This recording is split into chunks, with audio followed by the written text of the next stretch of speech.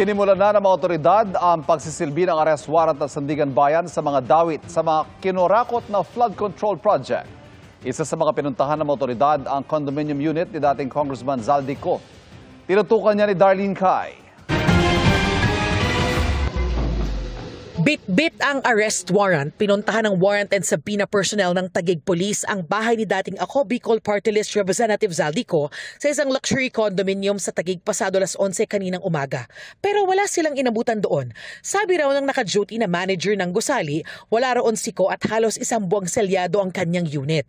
Patuloy raw ang surveillance at monitoring efforts sa mga pulis para hanapin at arestuhin siko.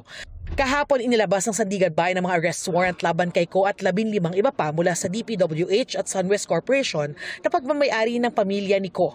Para yan sa mga kasong malversation of public funds through falsification at 2 counts of graft para sa umunoy substandard na 289 peso road dike project sa Nauhan Oriental, Mindoro. Walang piyansa ang kasong malversation of public funds. Kasabay ng warrants, naglabas ng whole departure order ang Sandigan Bayan para sa lahat ng akusado. We released the warrants of arrest kahapon.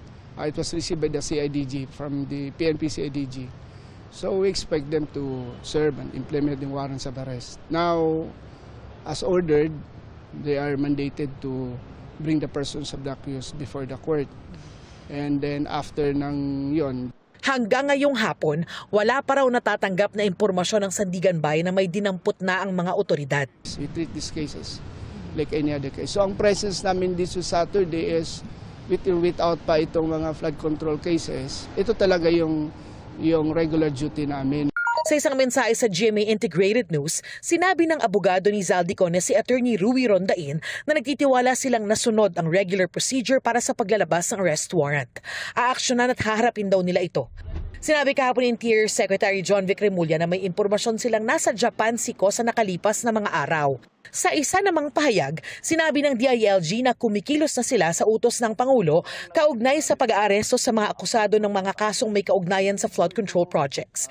Inutusan na raw ng DILG ang PNP na ipatupad ang mga arrest warrant nang naaayon sa batas at due process. Para sa GMA Integrated News, Darlene Cai, nakatutok, 24 oras.